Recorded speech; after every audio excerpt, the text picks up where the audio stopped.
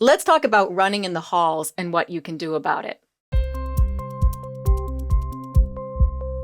Running in the halls has been around since forever, and we can all remember it. I remember my elementary school, and I've been out of elementary school a long time.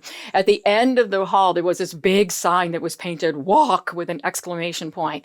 And I thought, oh my gosh, the worst thing in the world you can do is run.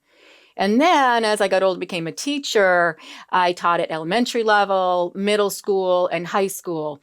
And I'll tell you, I wish I could get some of my high school kids to actually run to class. So I'm a little, I wish they had a little bit of that energy the littles have. So I'm not sure if I want to totally squash it.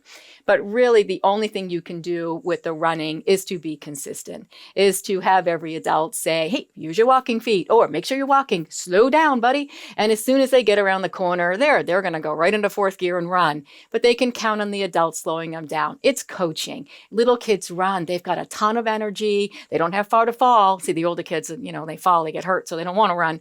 And they are also excited to get to class. So I don't want to squash that excitement, but I also want to make sure that they don't fall and get hurt either. So it is my job to consistently say, slow down.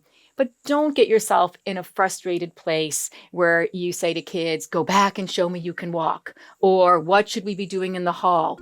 Just give them direction, be the coach, and eventually the running will curb itself. Thanks for watching. Please hit like, subscribe, and leave a comment.